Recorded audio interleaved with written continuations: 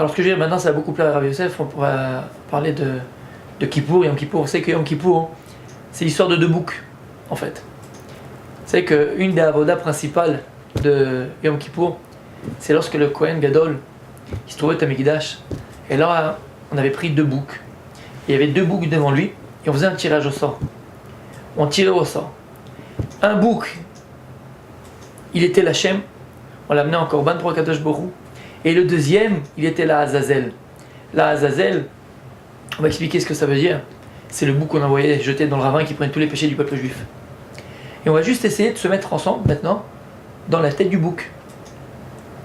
Et là, on se trouve à Yom Kippour. Et les deux boucs sont devant le Kohen Gadol en train d'attendre. Qu'est-ce qui va m'arriver? Qu'est-ce qu'ils vont faire de moi? Là, le Kohen Gadol, il tire. L'Hachem.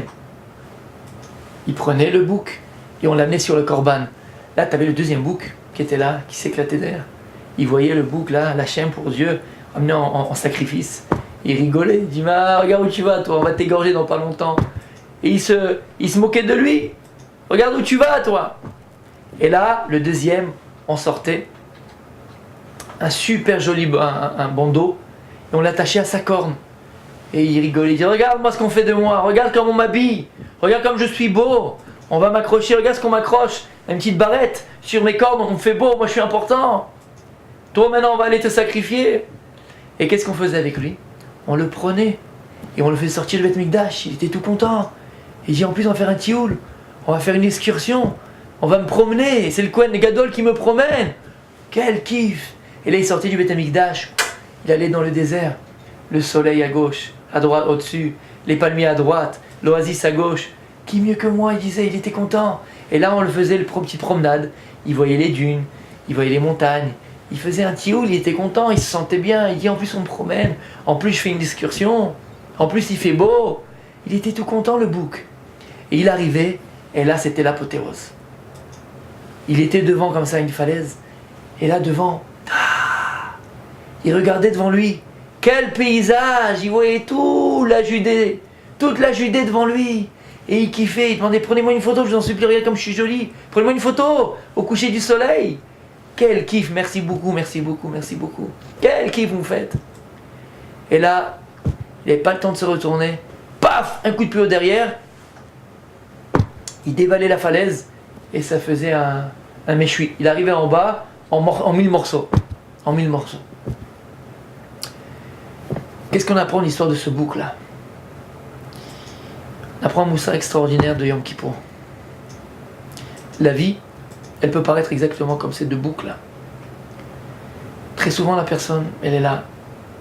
Elle voit l'autre personne, l'autre juif, qui fait Avodat Hashem, qui sert à Kadosh Baruch Hu. Il dit mais attends, qu'est-ce que tu fais? Qu'est-ce que tu fais? Shabbat, tu prends pas la voiture, tu vas pas à la plage? Viens à Rastra, j'ai la gorge qui se truc. Quoi? Quelle tannée! Quelle tannée! Quoi, tu te lèves le matin obligé à 7h pour aller à la prière? Mais quelle tannée! C'est une tannée ton histoire! Quoi? Il faut garder la cache-route, tu veux pas manger dans le restaurant que tu veux? Il faut que tu ailles du restaurant où tu vas aller, tu faut garder ce que tu vas manger?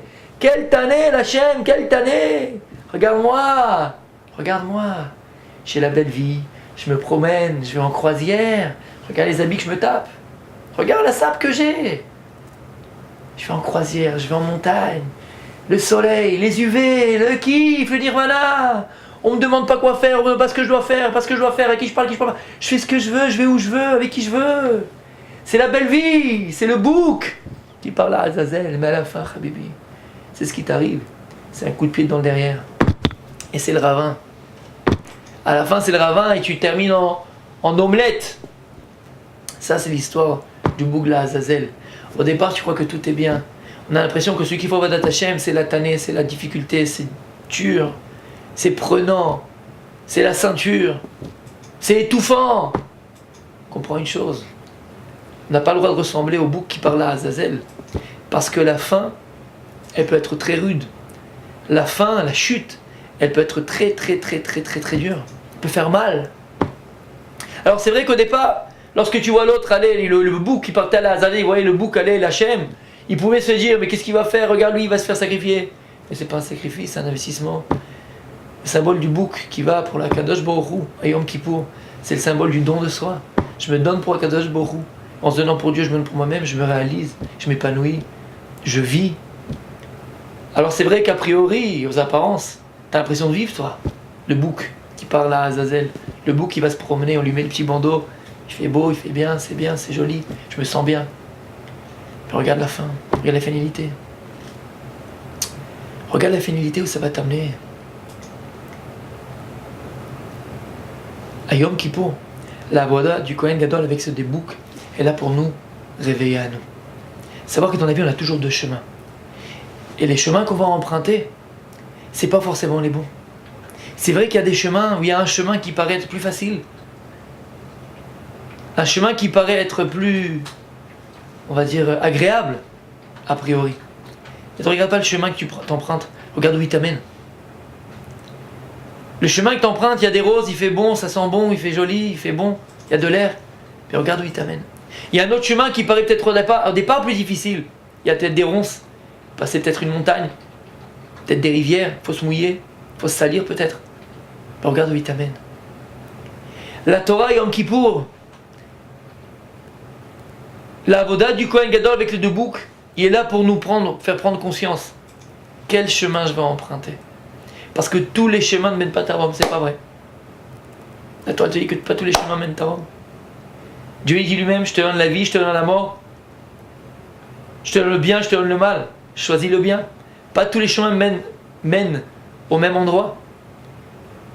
Est-ce que le Yetzer Hara, qui est le symbole du bouc, il dit c'est quoi ce bouc qui partait là à Azazel? C'est le symbole du Seir. Seir, c'est quoi? C'est Esav.